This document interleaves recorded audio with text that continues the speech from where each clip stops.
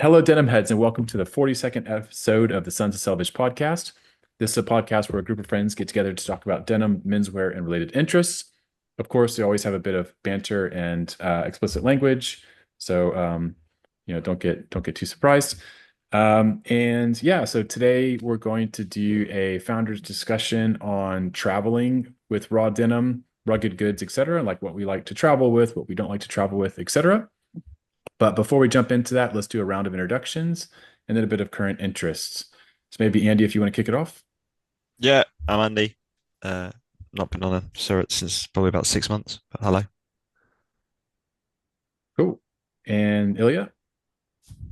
Hi guys, Illy here, aka illcutz. Kevin? Hey everyone, it's Kevin here. I haven't been on here for a while either, so good to be back. Ricky? I'm here, Ricky. Nice to see you all finally after long months away. Cool. And I'm David. Awesome. So maybe we'll kick it off first with a round of current interests.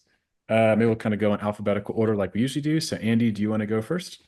Yeah, all right. I was going to talk about denim, but I'm not. I've changed my mind. I have just finished watching. I've pretty much binged a Korean mini-series called Mercy for None, which is on Netflix.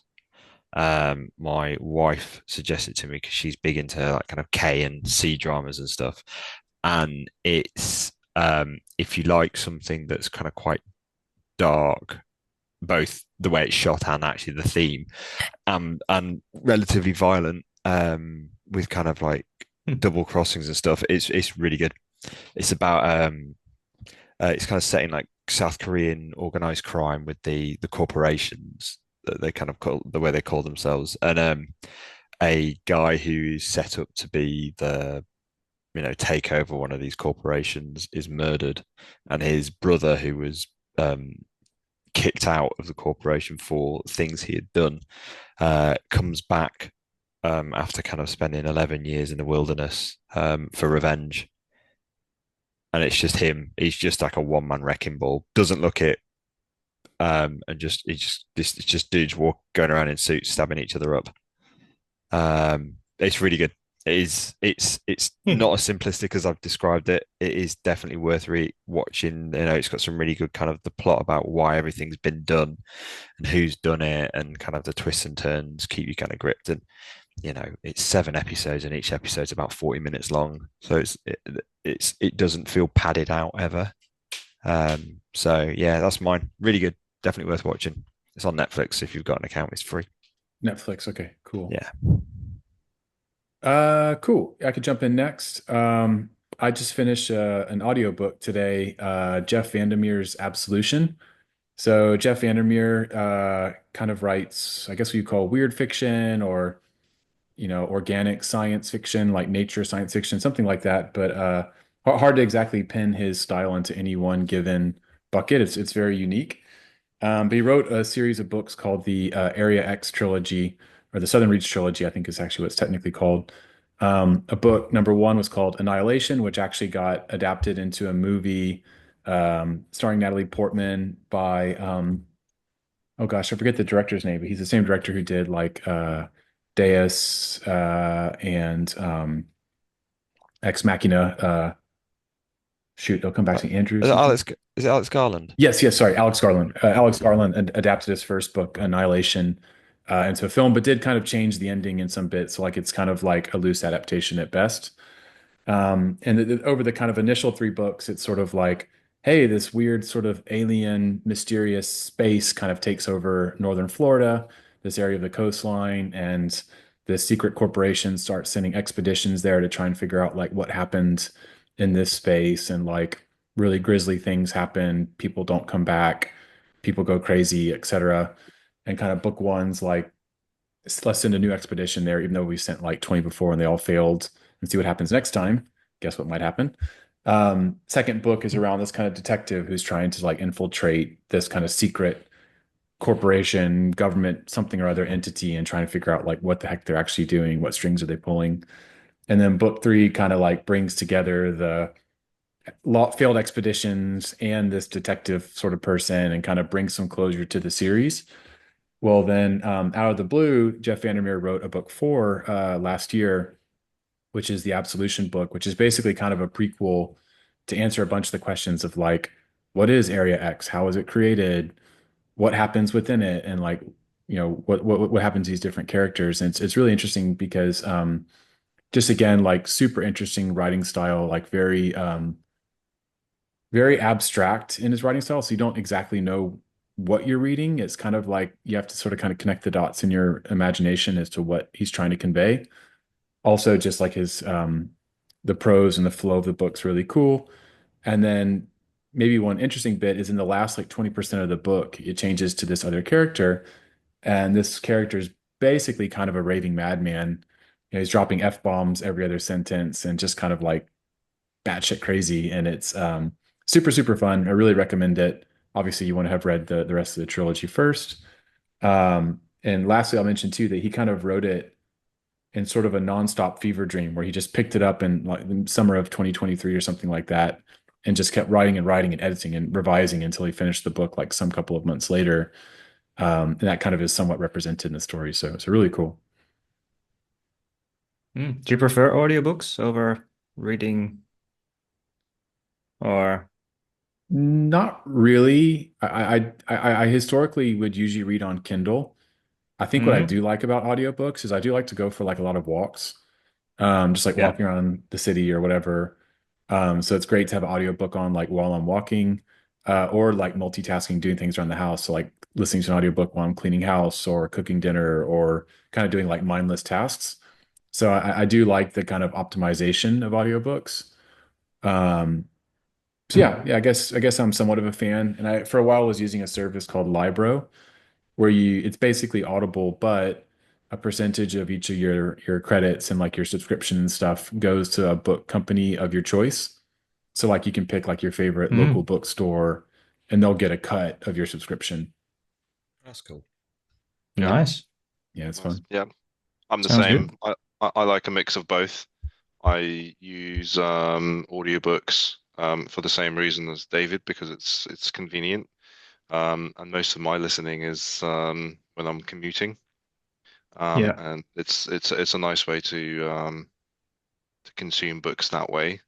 At home, there's just sometimes a lot going on with the kids and everything like that. So to just find that time where you feel you can actually sit down and dedicate a bit of time can be difficult. Yeah. And my current interest, I'm listening to the Al Pacino um, autobiography, and he's reading it as well. So it's actually nice Nice. to hear his anecdotes, and it's a very conversational style. So yeah, he's just retelling different aspects and stories as he's growing up, and the background of his family, how he got into acting.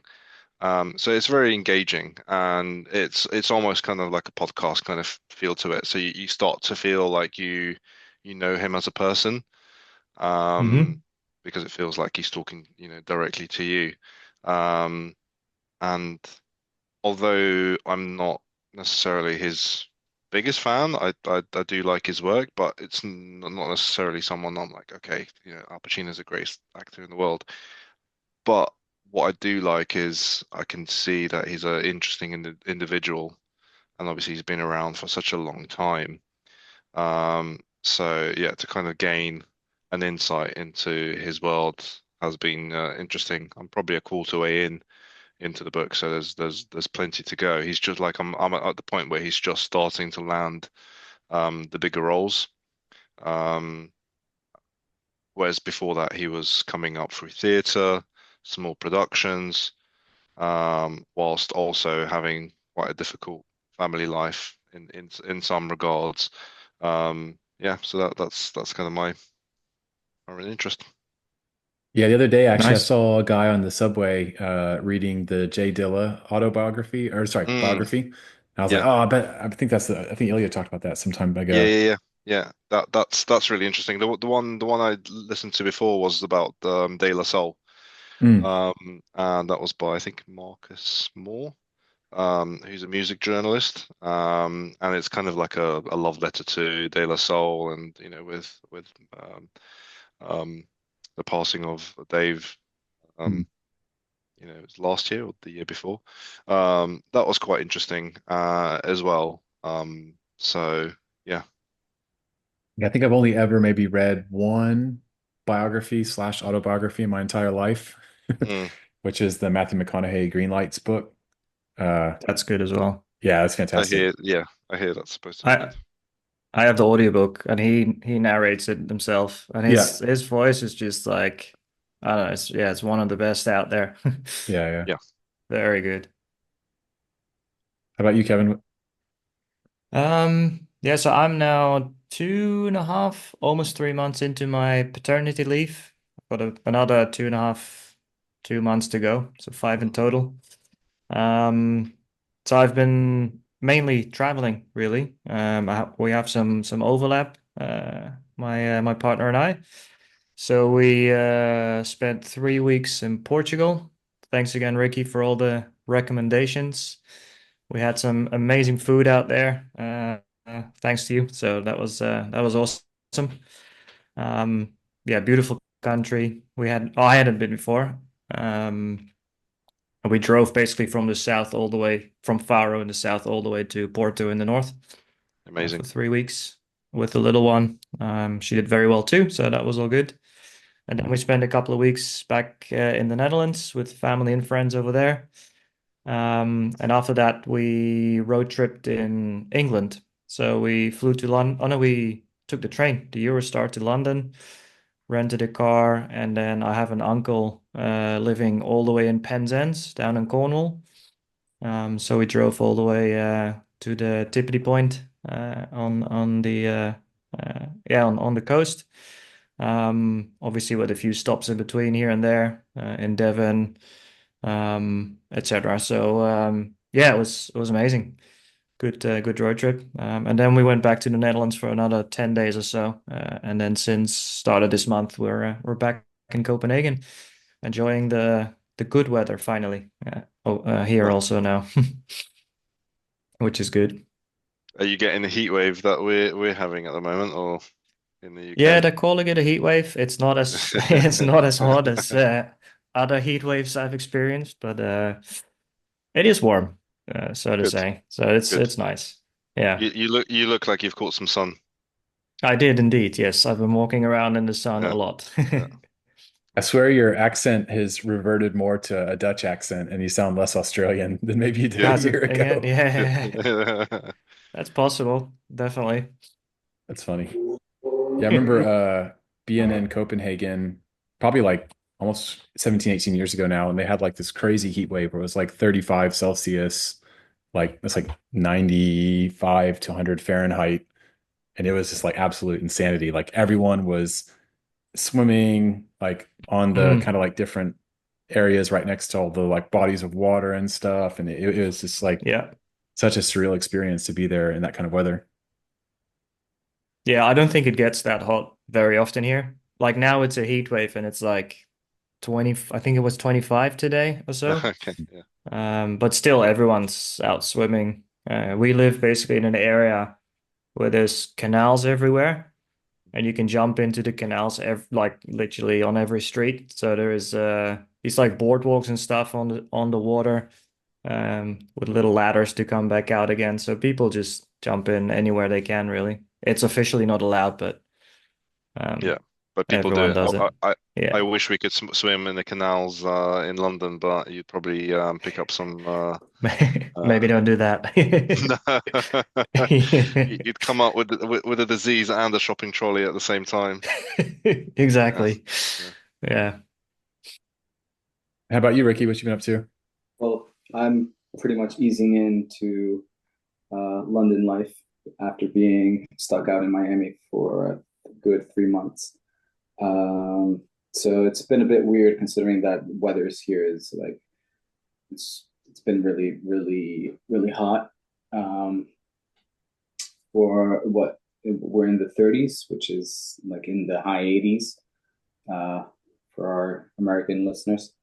And yeah, and it's been really slow easing in back to London routine. Not much going on other than catching up on baseball, which was something that I get distracted by when I'm in the States. Kind of like it's all this throwback to when I was younger, and I used to watch a bunch of basketball and baseball when I was out living there, and it's always good to catch up on that. And now, once I'm here, I still watch all the recaps. And yeah, who's your team? He's got a Red Sox hat. Yeah. Okay. Sorry, it's quite Boston. dark. Yeah, sorry. It's It's small. Yeah. black on black cap. Boston Red Sox. Yeah, the Sox. I was fortunate because on the last week I flew up to Boston to visit family, and I got a chance to watch them, to go to Fenway, and we lost, but it was still an awesome experience. But yeah, it's been a bit of a crazy ride for the last, I would say, 3 to 4 months, because work was quite intense, and now trying to ease in. I'm still, catching up with with the London speed. It's tricky, but yeah. Other than that, it's been fine. Cool. Yeah, well, maybe let's go ahead and jump into the discussion topic then. Yeah. So Kevin, Yes. thanks for the suggestion. I guess it's loosely defined as like travel plus being into rugged clothes, and like how we kind of intersect the two. I guess maybe to kind of kick things off, first question I want to ask is like, what are things that maybe this is really two questions, or a two-part question. What are things that you absolutely do want to bring with you when you're traveling as someone into this scene? And like, what things do you absolutely not want to bring with you when you're traveling as a part of this scene? Sure. I can kick it off if you want. Go on, Kevin. Yeah, the traveling master here. Been traveling a lot, mate. Yeah, I guess like we sort of tend to travel quite minimalistic, and that just comes from, being on the road for a longer time. So when we did our travels a couple of years ago, it was 11 months or so. And now again, we were away for 2 months, for example. So yeah, you don't want to be carrying around either too heavy backpack or a suitcase. I'm not a big fan of suitcases in general anyway. So we tend to travel quite minimalistic in that sense. However, I do always bring a pair of jeans, but I try to limit it to one pair, usually speaking. Yeah, and it depends a little bit on sort of the destination, what kind of pair that I bring. Is it a lighter pair, or maybe some more hotter environments, or is it a heavier pair if you go somewhere a bit colder? And maybe and to tailor the question a bit, let's like assume we're talking about hot weather for like this first question. Maybe we'll come back to it again. Same question for cold weather later. Yeah. Okay, so for hot weather, I would bring so a lighter sort of pair of jeans usually. And then it sort of depends a little bit on the destination. What kind of shoes I would bring. But most probably I'd have a pair of sneakers. And then, yeah, it depends a little bit again on the activities that you're going to be doing. But what I did a couple of months ago is I bought a pair of New Balances, there's sort of like a shoe that can either be used hiking or just fashionable in the city, be worn fashionable in the city. So. Yeah. Yes, that life indeed. Yeah, they are bright orange, not your tennis shoes though, but they are in the same sort of vein. but they have sort of their version of a Vibram sole underneath. I think it's called Dynasoft or something like that. But they're sort of like for tracking as well as just city tripping. They're super light, so it's nice to travel with. Sort of my main pet thief of traveling, especially if you have to go through airports, is boots. Like having to take your shoes off at security is, I don't know. I just can't get used to it. But I do wear my boots when I travel every now and then. But that would only be to colder climates, normally speaking. One thing I found Or that helps on the warm stuff is I'll pack like a pair of sneakers, but I also found if you do like a pair of like hand sewn moccasin type shoes, you can kind of dress those up like if you're going out for a nice dinner or something like Mhm. while you're on your trip, but like they're a little bit easier to get on and off and don't take up as much space as like a pair of boots. Yeah, yeah. I mean, I dep for me, it would depend on sort of like what room do I have left in my luggage. Yeah, as I said, we barely ever take a suitcase. So usually speaking, even when we went to New York, for example, last year, for 10 days, we only had hand luggage. So we didn't have any check-in. So we just have a little backpack that's sort of the size of a small suitcase, small trolley, and then a smaller handbag if needed for some more stuff. So yeah, I need to sort of then try and fit everything into that little backpack, which usually means no extra pairs of shoes. What about the other Um, guys? What would you bring versus not bring for warm weather travel? No leather I jackets. yeah. Uh, I don't even know if I'd bother with jeans. Yeah. I no? think yeah, I think when I went like last couple of years where I've been to kind of Southern Europe, I think it's been fatigue pants at the heaviest and chinos, and because most Yeah. of the time you're in shorts anyway because it's hot.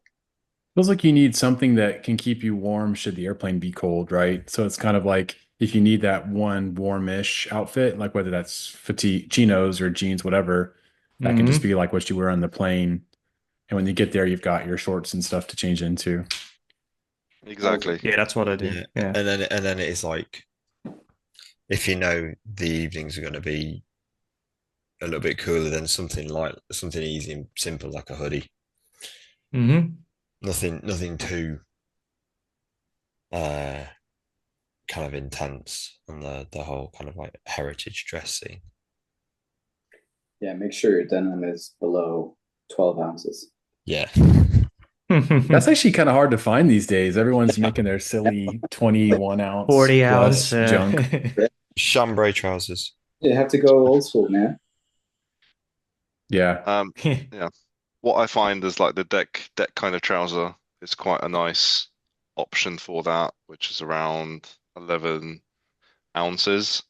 Mhm. So you're still, if you want to wear denim, you've got that.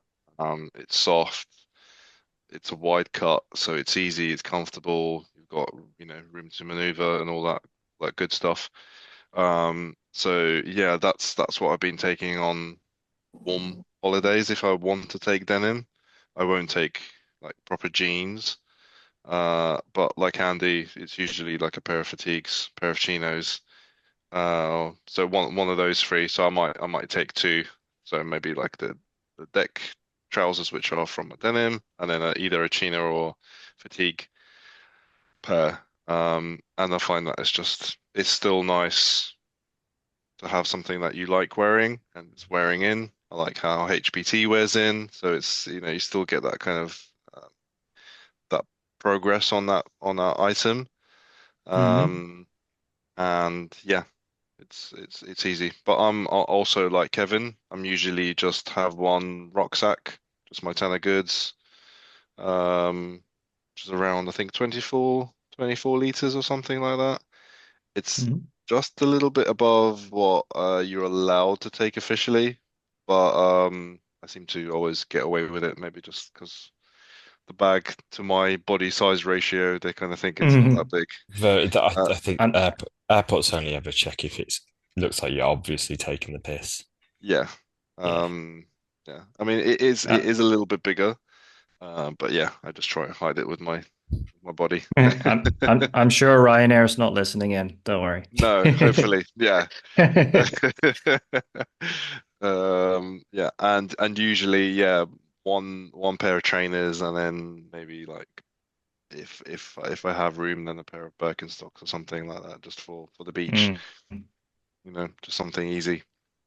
I always find Um, Birkenstocks scary to travel with because I'm like, the second I gotta run because I'm gonna miss something or I'm in a hurry, I'm just like, I'm so nervous about having those on my feet because they're just like flopping around and flying off, and like I I love mean, I them. There they wouldn't, are. yeah, I wouldn't be wearing them like necessarily at the airport, but at the same time, that also solves the issue of taking them off and on very easily Hmm. Yeah. through security. So they're not going to win you prizes for the the best looking shoe or anything, but for functionality and just for ease of use, they're pretty great. And I think I've got one pair I've had since 2018. And they're like tanks. They just go on and on. Even the soles don't really wear out that much. Whereas most of my shoes and stuff like that always, on one side or Hmm. something like that. Yeah, these things just like um yeah, strong. Uh Another thing I German always engineering. exactly for me, a chambray shirt for me always is my go-to. Again, it's just nice. We've got big enough pocket for your passport. Any other bits? It's light. It's cool. It's you can if it's hot, roll the sleeves up. If it's a bit chilly, roll the sleeves down. Yeah, I just the first thing I pack alongside like a white tee, chambray shirt, and a sweatshirt as well for the evenings or something like that. What shirt? Sorry, did you Mm. say for the second one? A sweatshirt, just Ah, right, right. some kind of sweatshirt for the evening. Whether it be the like a cut off one or just a plain something plain like that. Um, yeah, and then just maybe some kind of like what Kevin's wearing, like a open collar, short sleeve shirt. And just yeah, some tees. Yeah. That's pretty much it. I like going very minimalistic. I don't want to have too many things to worry about. Everything just kind of works with each other. So yeah, don't have to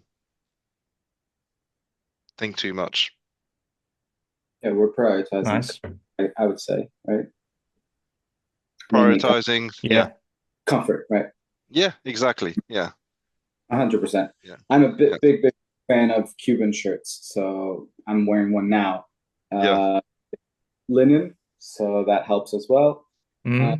mm, but yeah, I would definitely say minding, like being aware of the fabrics that you're taking more than yeah, anything. yeah, I love traveling with my HBT M43 because it's those two giant pockets in the front. yeah, Like yeah, like he was saying, like that's where my passport goes. That's like sometimes I even have my keys in my pockets and stuff like that. So it's really really convenient to have everything without having to reach into bags or suitcases or stuff like that. yeah. So Yeah, I was gonna add to that like I usually travel with a chore coat, like a lightweight chore coat, Mm, yeah. whether Mm. that's like Engineered Garments Bedford, that's like kind of like a Mhm. thin cotton twill, or yeah, like a M43, M65 field jacket, Uh-huh. something where you've yeah, got like at least like three, maybe four pockets, and it's not that yeah, heavy, is a must-have for me. yeah. Because you have the indigo jungle jacket, don't you? Yeah, Yeah. I So haven't yeah, traveled with it, which is maybe a separate question yeah, to dive into, but I'm really nervous about traveling with anything that's not dark indigo or black. Because if I Mhm. get food on it, spill some ketchup on it, whatever, and I'm away from home, the last thing I want to do is like have to try and clean a garment at an Airbnb or like at a laundromat or a hotel where like I don't really have good control over how it gets cleaned.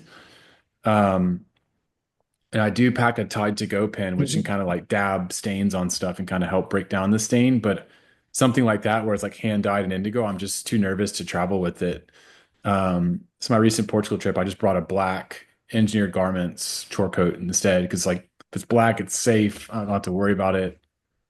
I don't know how you guys deal with like the risk of getting things soiled when you're traveling and how to adapt that. I personally don't worry about it too much, and yeah, haven't had too many issues even with the kiddos.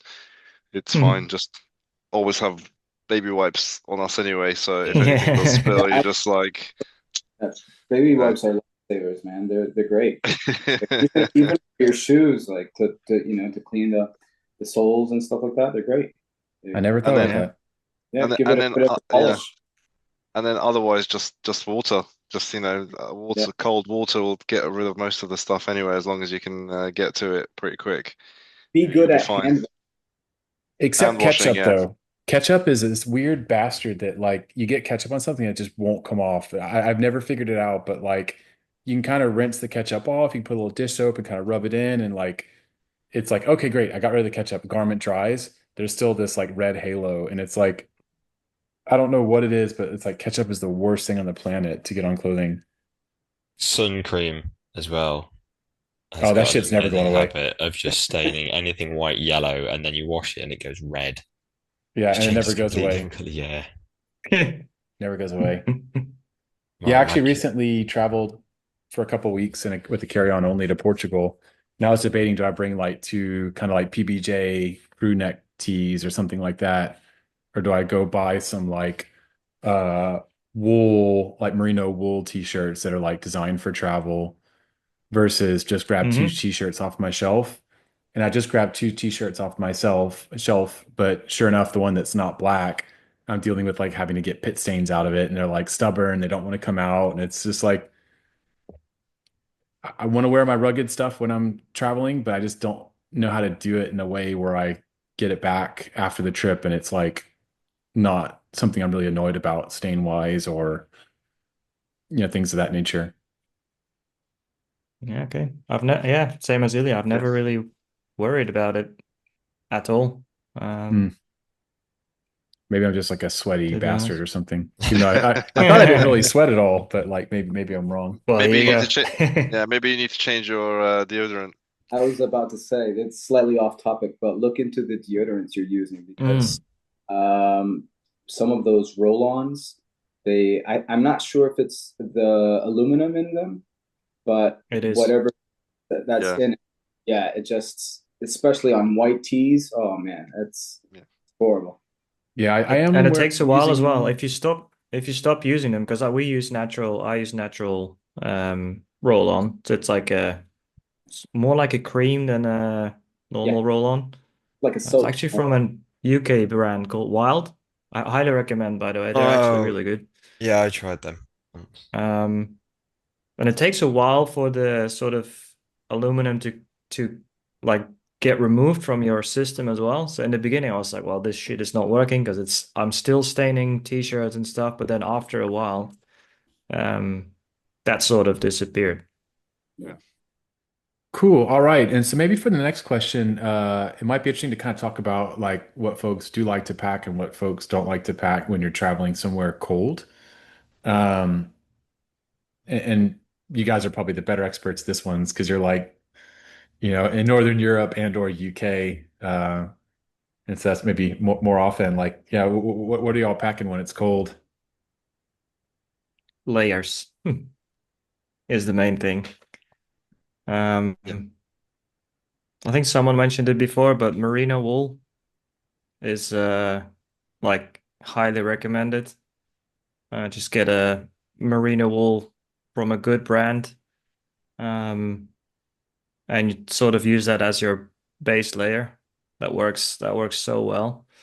Um, and then just layer on top of that, really. It's super comfortable too. Um, it is super comfortable, yeah. And It's there's an like super American soft. company, I don't know if they exist in Europe or not, called Unbound Merino. Um, and they do kind of like merino basics, but they also do these like really nice, they call it a travel hoodie, which is kind of like a lightweight hoodie. It's all merino. It's got a couple like clever pockets and Hmm. stuff to like stash your hotel key card or whatever.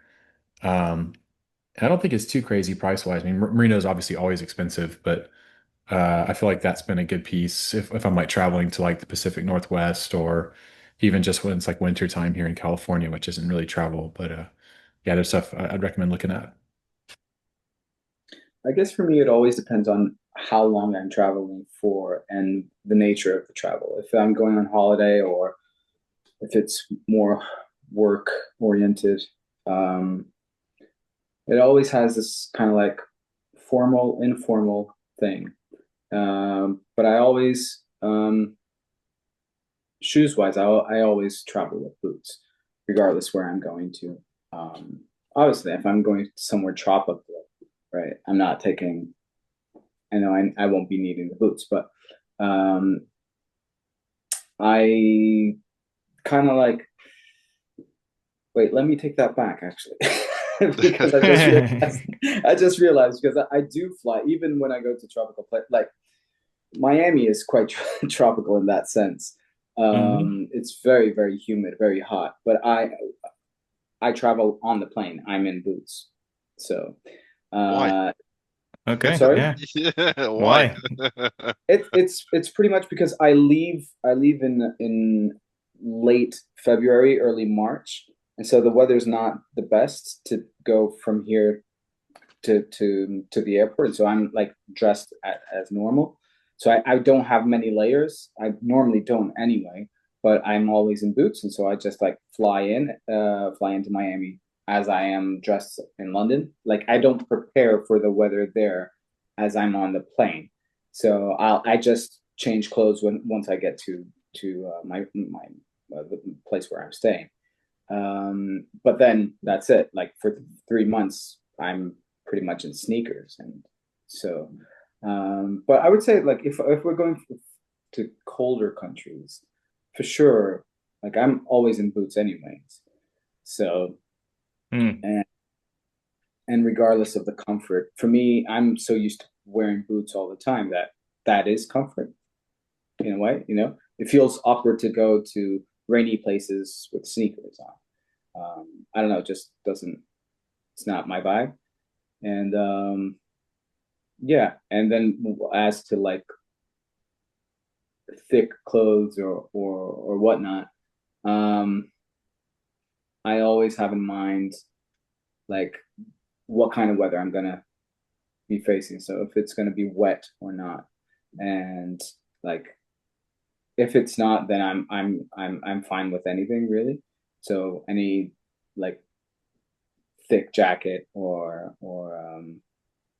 even if I have to like just bring a denim jacket or a leather jacket, um, and without many, strong layers under it, unless we're going to somewhere like really, really cold, and I'm like looking at 0 degrees or around that. One thing Then I struggle with heritage versus like modern stuff when I'm going somewhere cold is like a kind of like a practicality and layerability question, right? Because like it's like, okay, I'm going to Seattle in the middle of winter. Do I pack like my Barber waterproof jacket or do I pack a Gore-Tex shell?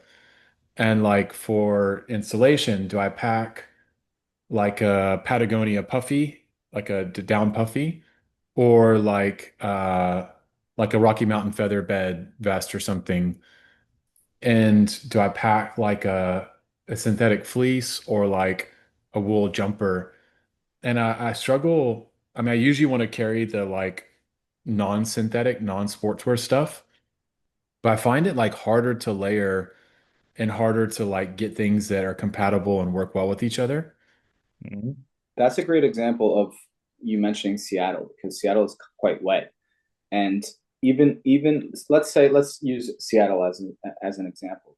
If I were to travel there in the middle of winter, I wouldn't pack um, a coat or a jacket in a suitcase at all. I would travel with a pea coat, and that's it. And then I would probably just have, a couple of layers to go under it, and not very heavy layers either. So Yeah. I think my that's what approach, I would do. if it's cold and wet, I'm taking my Nigel Caborn Filson jacket and then layer with some, a sweater or something wool based. If it's cold, Mm-hmm. I'm taking the same sweater but a pea coat or a deck jacket. So that's how I would work the two situations. Um, I guess for you, David, because you enjoy both of the modern and the older style, then yeah, you have that dilemma which way to go. Whereas I just want to wear all my stuff that I love to wear. So Yeah. I'm going to be the one taking that stuff all the time, and getting wear out of it. Yes, there are jackets which are more functional, less heavy to take with you. A peacoat is quite a heavy thing to travel with. Um, so yeah, I would kind of try and find the balance between the two. Yeah, I guess an N1 is a pretty good shout because the shearling lining does a quite good job of keeping you warm. And Yeah. it's also just like a little bit smaller because it's like not cut quite as long as a Yeah, pea coat, and you don't have yeah, like the double breasting. So I yeah, have used my free note N1 quite a lot yeah, when traveling cold places. And it covers me for like 90% of my use cases. And I just like also pack some gloves, also pack a beanie. yeah. Uh, Still using Mm-hmm. my Headers Anonymous. Um, Same. and Took that to the Arctic Yeah, Circle. It yeah, I works yeah. in don't do there. gloves. Oh, that's cool. No gloves? I don't do gloves ever. Some places you have to. I mean, this is Yeah. too cold. You haven't been to the real cold then, have Oh you? yeah, I've been. Oh, I've been to the okay. road. It's just something, man. I don't know, just the practicality of, sometimes needing to do things with your hands and having to remove the gloves and have, Yeah, use your hands and stuff like that. It's it's just, I don't know. annoying. What are you doing, Ricky? Ricky, what are you doing? Are you changing tires or what? No, I don't know. I don't know. I remember, so I used to live in Italy, in the north of Italy for a while. And we would get like -10, -13 in winter. So snowy weather and like really, really Yeah, cold. yeah, yeah. And I remember even I was on my bike, just riding your bike from point A to point B and feeling all that cold wind on you, and my hands would be freezing. And in that situation, I would probably use some gloves just for the steering wheels. But then I remember like just having like forgetting a glove or whatever, like it's kind of, I don't know, just it's an ad that I was never a big fan of. And I'd rather just like, and I'm not the cold type either, so I'm always like very warm most of the times, especially my hands.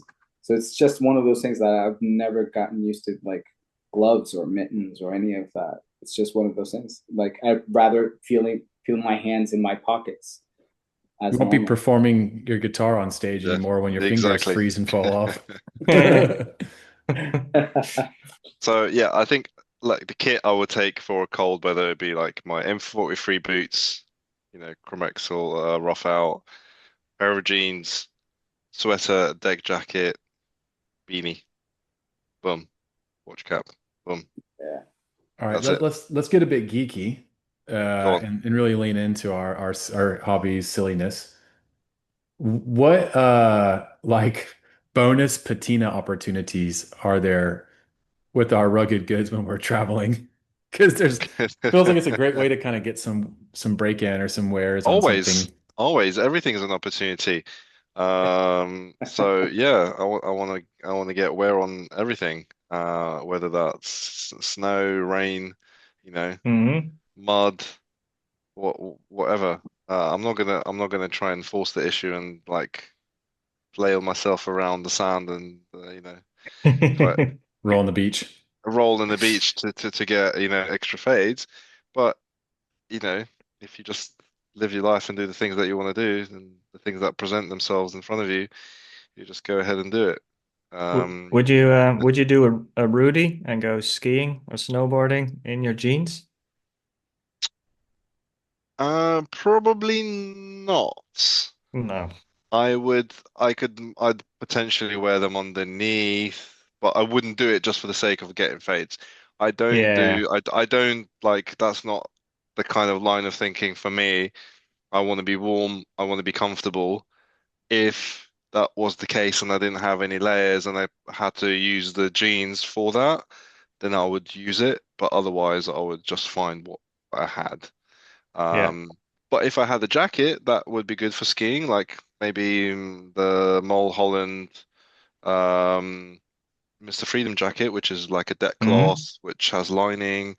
Then yeah, okay, I could potentially use that. It's, good for movability and all that kind of stuff. So yeah, I'll be like, okay, maybe I can use this jacket for that purpose. But I wouldn't necessarily try and I also can't ski, so I would be totally wet within, 10 minutes, and my jeans would just be like sodden for Fair the, enough. for the day. Yeah, that's the Use thing that Yeah. kind of rubber. like is sort of implicit with Rudy, that in real life just doesn't work, right? Like if you get snow in your gear, it's like you're done. You pretty much need to like go in the lodge and warm up. But it And it's works like, for him. It works for him well, because, he lives in the mountain. he lives in the Yeah. mountain, but he can probably ski. He doesn't fall down. Hmm. He's got to the point where he knows what he's doing with it. He doesn't Yeah. get them. Obviously, he doesn't wash his jeans, doesn't get them wet on purpose. So, he must be a pretty good skier, uh, He definitely is, yeah. in that regard. So, that's for him. It works for him. So, that's fine. But yeah, like I said, I wouldn't necessarily force the issue, but Yeah. I enjoy wearing my gear in these situations, and not worrying about are they going to stand up or not, because that's the whole purpose of having this stuff, I think. Yeah. I mean, when And when we went to Tromsø, which is like the north of Yeah, Norway in the yeah, Arctic Circle last year, um, yeah, I took my Red Wing Iron Rangers, yeah, so a couple of pairs of wool socks, merino wool socks, yeah. pair of jeans, and then I have this Hansen Garments wax cotton parka with a hood as well. So if it got extra windy, you can also put the hood on as well, and then the hat is anonymous beanie as well. So yeah, that kept me warm. And then yeah, you just put a jumper or a sweater or whatever you have, a I think knit. there's a certain nerdy romance to wearing this kind of stuff in Mm, those situations, because for me at least, that's the gear that I see, like when you look at old photos, that's the yeah, guys that are doing that kind of stuff. And But they're not telling you how cold they were. they're not telling you, and probably, and in certain situation, yes, that gear is probably not the best suitable stuff. And yes, if you're doing this professionally, you're probably better off using modern gear. And David hmm would probably outlive all of us. yeah, Uh, yeah, There's some guy that looks a bit like Ricky in that yeah, old photo with no fingers. yeah, exactly. Yeah, Ricky would have frostbite. You know, whilst David is just like happily sipping his coffee over a fire somewhere. You know, at the finish line. Well, Um, but yeah, I think the beauty of the stuff is like you wanna see it can actually survive the things that it was hmm meant to do. Um, I think and you could probably do leather gloves. Nice. okay, We yeah, got him. guess we got him. Get some custom ones made. Yeah. Yeah, leather, Yeah. You get leather fingerless gloves. gloves too, like maybe. Yeah. Oh, How, I wanted just to add one thing, if for colder climates, and if anyone's like me who are not the biggest fans of many layers, get some like technical stuff, some techwear that you can use as kind of like underwear, like a polar T-shirt or something like that, or even long johns if that Yeah. works. hmm But yeah, something like And then you can pretend you're like hard in heritage when just yeah. when just You can underneath cover it you're up. just like wearing yeah. I can't believe I'm advocating for long johns, but okay. They're just a Henley, a Yeah. glorified version of a Henley, right? Hmm. Well, maybe let's expand on this a bit. So I think Ilya kind of alluded to like the fun of wearing your heritage stuff when you go on these trips, whether it's somewhere hot, whether it's somewhere cold, or somewhere in between. How much does it really matter that like you've got your look and your style and your kit when you're on holiday versus being like, I'm away from my day-to-day life. Like the boots can stay on the shelf, the jeans can stay on the rack. Like how much does that matter really when you're traveling? For From me, yeah. I, Go I on, go on, Ricky. well, I was gonna say like for me, I don't think I have a choice because my closet is curated in a way that everything that's there is something that I like. So regardless of where I'm going to, it's kind of like, oh, I get to wear this now because of this weather or that weather. So I'm not too fussed about that. It's it's fairly, there's a lot of heritage stuff or heritage inspired stuff that I use. But regardless of where I'm going to, it all makes sense to me. Hmm. So I'm not too worried about that. Yeah, and same for me. I think when I made my decision to start looking into this kind of clothing back in 2012, I was like, okay, I'm gonna just deep dive into it. I'm gonna commit to it. So all my buying decisions are based around that. So if I'm buying stuff for the winter or I'm buying stuff for the summer, it's still within that scope of things that I'm looking for, and I want to maintain that. So I don't kind of go outside of those elements. So yeah, it's right now it's hot in London. So yeah, I'm wearing a pair of Bosrickson shorts, which used to be chinos. I converted them to shorts. Wearing a McCoy's pocket t-shirt. Um, I want to do that throughout. I do. And yes, there's elements that I might mix and match, might be a little bit more sporty. Yeah, might wear a pair of New Balance or Birkenstocks, which might not necessarily fit into that. But on the whole, I want to maintain that kind of those choices for my Mm. clothing. Yeah, and for me, it is an important part. So yeah, I would always look towards those kind of things. Yeah, something I just realized. I just remembered shoe wise for warmer destinations.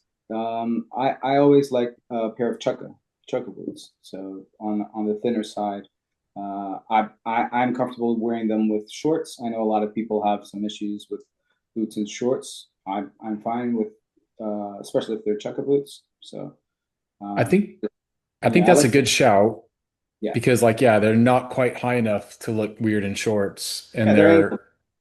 but the thing I struggle with chukka boots is the fact they've only got like the two or maybe the three lace crossovers. I feel like Mm. they just don't do a great job of staying on your feet. And I've tried different ones, like whether it's Clark's or whether it's Yucatan. I just feel like as cool as they look and as versatile as they seem, when I actually got them on, it's like they're just not doing the best of job of staying in place and therefore not great for a lot of walking. But is Ricky talking about chuckers or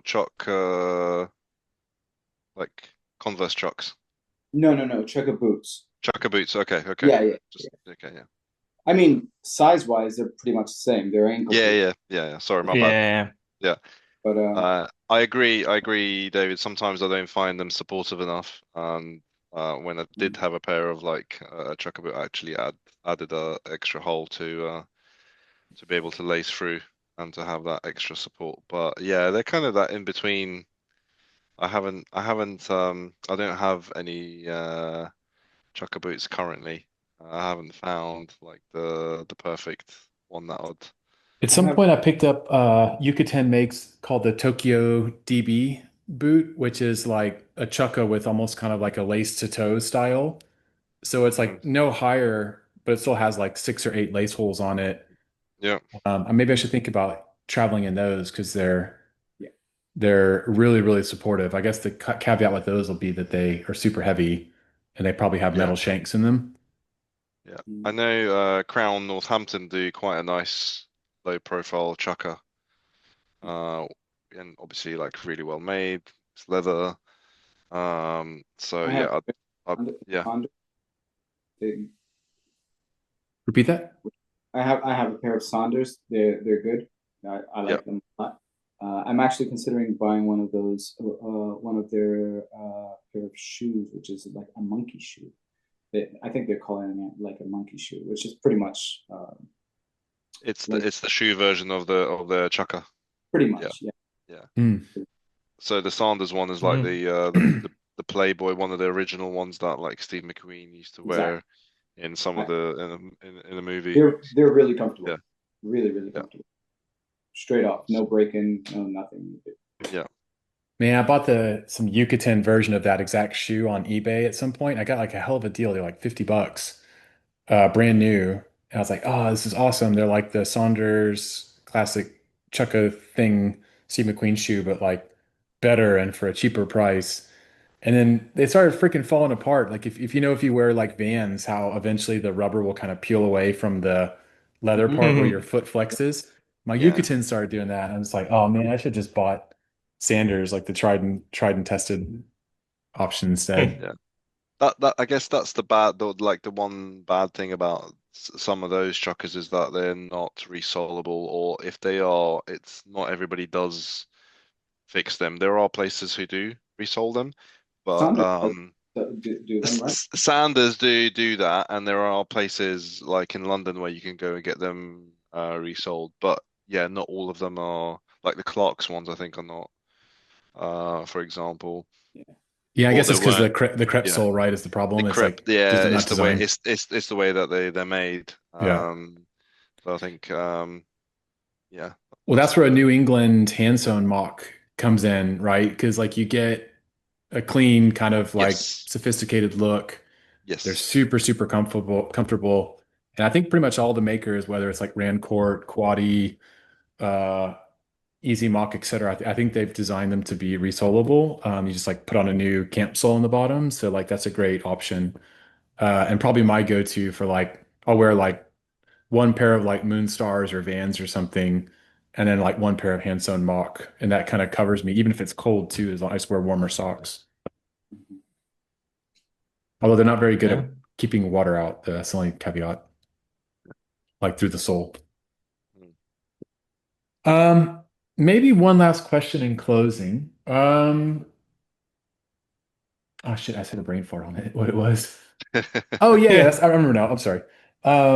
Bags, like travel bags, like what do y'all like to bring either carry like for your carry on, something to lug around town when you're hopping around at your destination, or even like a check bag as well. So I have two sort of go-to bags, which is the one behind me, the North Face duffel bag. Just because it's like you can squeeze it into everywhere, like if they have to sort of try and fit you into those stupid things at the airport. Yeah, because all your clothing is squeezable as well, so you can just push it in. And they have these straps on the side, which is nice, so you can make it as small as it can be in terms of how full it is. So that's sort of where I have my main clothing and stuff in. And then when we started traveling a couple of years ago for the big trip that we did, we bought this camera bag from Wandered. It's WANDRD, I think. So it's quite a technical, sort of modern looking bag, but it has a laptop sleeve in it, and it has a compartment at the bottom where you basically sort of have your camera in, and then a roll top at the top, which is a separate compartment where you can put some other stuff in. nice.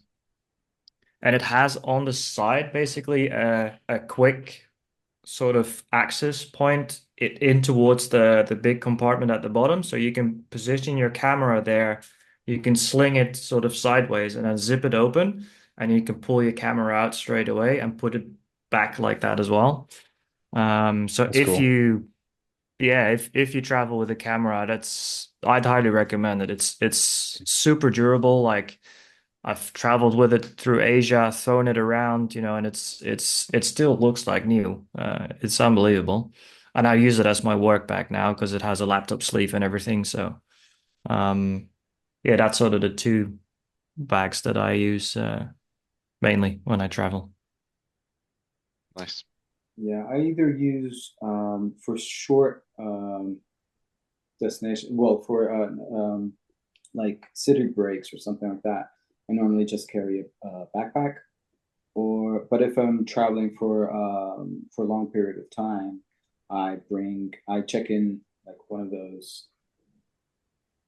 just one of those suitcases of like 23 liters or whatever it is, 23 kilos in this case, and a backpack. But that's it. I refuse to travel more than two things. One's just my carry on that will most of the time, most likely it's just a backpack. Yeah. Or sometimes I do travel with a hold all, and that gives me a little bit of extra room. But again, for Mhm. not for too long, like not for not if I'm staying for too long. Yeah. As mentioned previously, I've just got my ton of goods wilderness rucksack, and that's been my go-to for, last 10 years or so. Absolutely love it. It's held up so well. It's comfortable to wear as well. And apart from that, I'll usually just pack a little tote bag or something like that so I can, when I'm in the city or wherever I'm going, I can just use that on a daily basis. Um, and if I am going for a longer or I need more room, then yeah, just like a general suitcase to go with the stuff. What about you, David? Yeah, for check bags, I always go with like Osprey luggage. I've used their luggage for like probably Yeah. 20 years, give or take. And I even have my original bags I bought 20 years ago. So I've got like a couple of sizes, and that's kind of my go-to for check stuff. For carry-on, in the past like year or two, I bought a company in San Francisco called Peak Design. They're kind of Mhm. like a Yes. photographer-centric Yes. company, and they I love their do, stuff. oh, it's so good. They do like It's yeah, a travel pack yeah, that like all the straps and stuff can kind of get tucked into it. And then it can kind of like bellow out to be either 35 liters, yeah, 40 liters, or like 45 liters. So it's kind of like really adaptable, and it's got all the sleeves and stuff for your laptop, your water bottle, whatever. So like if I'm traveling somewhere where I know I can primarily do carry on, maybe I'll carry that plus like a Filson zip tote to have like something I can just hop around town with when I get there. yeah. Um, or vice versa, if I'm doing like a carry-on suitcase, I'll carry like a little small backpack. But I'm finding that more and more like the Peak Design bag with something I just hold in my hand is kind of a nice carry-on combo. And then actually on the Peak Design topic, this fella has been like the best money I've ever spent. Oh, It's nice, nice. Yeah. their little MagSafe tripod. Yes. It just like snaps onto my Mm. iPhone. Oh man, it's so good. Like I've brought it on two international trips now, and it's great because I can just kind of like, and I'll turn off my blur for a minute. But yeah, it's like it just sticks on the back of your phone with MagSafe. Like you can put it in a little pouch when you don't need it, but you can be like, oh, let's get a cool selfie at this location, or like let's get a little video wherever. You just like set this sucker down, and like boom, your phone's like set for doing whatever you need Yeah. while on the road. Yeah. I love how they think everything through and their design principles. Mm. It's so handy. I talking about I've like phone cases. I have Oh yeah. their case for my motorcycle, so it's just magnetic. You've got the quad bike one, but I think this one is better because you just snap it on. You can't take it off unless you press the buttons on it. And yeah, it's just so good. Yeah, The I would quad definitely lock. I would recommend these over the quad locks because they already have the inbuilt the protection for I think the quad lock had a problem with the damage with the gyroscope. So Mm. you'd have to buy that, and then you'd have to buy a dampener to stop that the vibration, which would damage the gyroscopes on phones. Yeah, whereas these are like so easy. You can put it on your bicycle as well, if bicycle or motorbike or any other kind of thing. What's different Um, about this? I don't think I follow. so the quad lock one, I don't know whether now the newer ones have the inbuilt dampener. Is Quad Lock a different company than Peak Design? Yes. Oh, they're the guys with the black and blue stuff. Yes, yeah, Ah, and the right. way Okay. the way their one works is that you have to put it on like sideways and then Yeah, twist and then it Turn click it. it in. Yeah. and yeah, Yeah. Okay. put it Okay. into position. So the original ones didn't have that anti-vibration dampeners inbuilt. So there was a lot of iPhones which were damaged due to that. I Um, see. I, for some reason, in my head thought that Peak Design's yeah. technology was called Quad Lock, but no, that's the other No, company. no, no, Okay. no, no. Yeah, These got it. and this one is just a little magnetic square that you have on the back. Yeah. Yeah, and you just like I said, you just put it on and it just locks in easy, and then just there's two little side things that you press to get it off. Yeah, really good.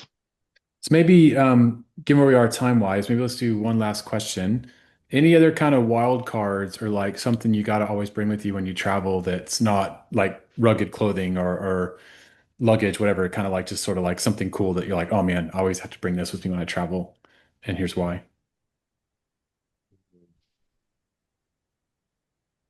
Good question. Headphones. Pair of headphones, camera, always. Headphones. Yeah, that's Yeah, one of those yeah. things I can't. Yeah. I mean, Sometimes I'll even bring a Bluetooth speaker if we're going on holiday and we're like renting an apartment. mm, It's nice to have like, your own music.